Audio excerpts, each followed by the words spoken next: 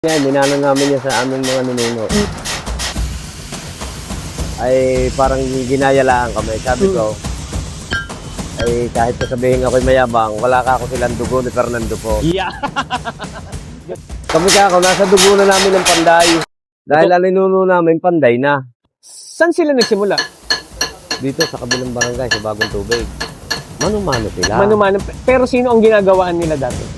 Wala kung saan dito lang sa pansarili ng halimbawa, sa barangay dito, kung sino magpapagawa. Ay yun lang ang ginagawa nila. Welcome sa Pandayan ni Kuya Bekto dito sa May Calaca, Batangas. So, ang kanilang production dito guys, maghapon. Iba-ibang station sila, no? Kanya-kanya silang pwesto dyan. Kanya ilang taon na tong Pandayan mo? Dito sa lugar na ito, siguro nasa mga 20 taon na. Sila ay isa rin sa nagsusupply ng mga itak na ginagamit natin sa pang-farm. Ang ginagamit mo, molye, no? O, lahat molye. Lahat ka molye. Molye ng truck, no? Kaya may mga marks na guys. Gagawin nila dyan. Dito kinakatay. Hihiwa-hiwain dito. Tapos ito yung mga retaso mo na kuya. Oo. Dati kami, sama-sama noong malakas pa ang tatay namin, isang pandayan laang kami. Yan, tinitistis yung mga kahoy na ginagawang handle. Anong karaniwang kahoy kuya ginagamit mo dyan? Mga biling hardware yan, good lumber. Dito binubutas yung handle. Ay, may mga kambing siya guys. So yan. Oh, sobrang ingay.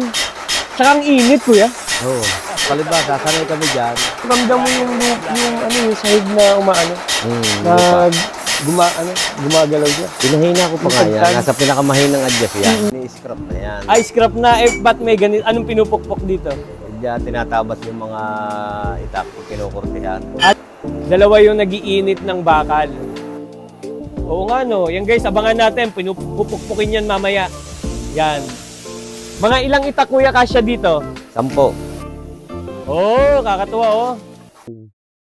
Kamusta naman sila? Eh di, anong nangyayari din dyan, palit-palit ng tao. At, Power hammer! Yan. Paano mo nabuo yung ano mo? Yung power hammer mo? Nag-deliver siya sa Padre Garcia. Saan man daw bayan dito sa Batangas siya mag-deliver. May letter N. May letter M. Tiningnan niya. Hinanap niya ako. Nakita niya mano-mano ang aming paggagawa. Ah, okay. Sabi sa akin, ako naman ang pasyalan mo minsan. Pagkasayahan mo ko ng isang araw. Sabi ko, nakapunta na ako sa inyo. Nakakuha na ako ng itak sa inyo. Eh, bumalik ka. Pumunta ako. Pinakita niya yung sa akin yung ganyan niya. Nung makita ko, sabi sa akin yung kasama ko, kung kaya kong gawin. Sabi ko, susubukan. Sa SK, sa Pandayan sa Carmona, kanyang idea. Oo. Tama ko yan, no? Bali, kinopya natin sa kanya. Oo.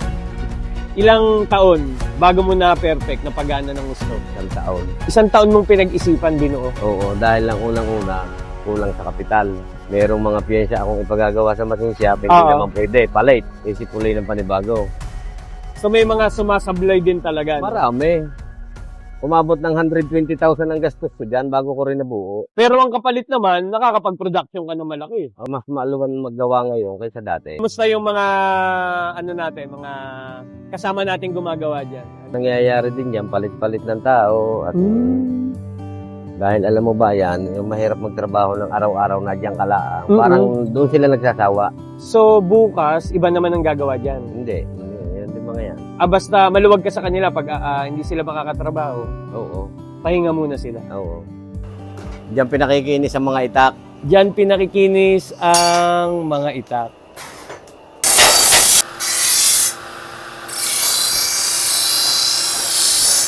Tatanggap din pala siya ng repair.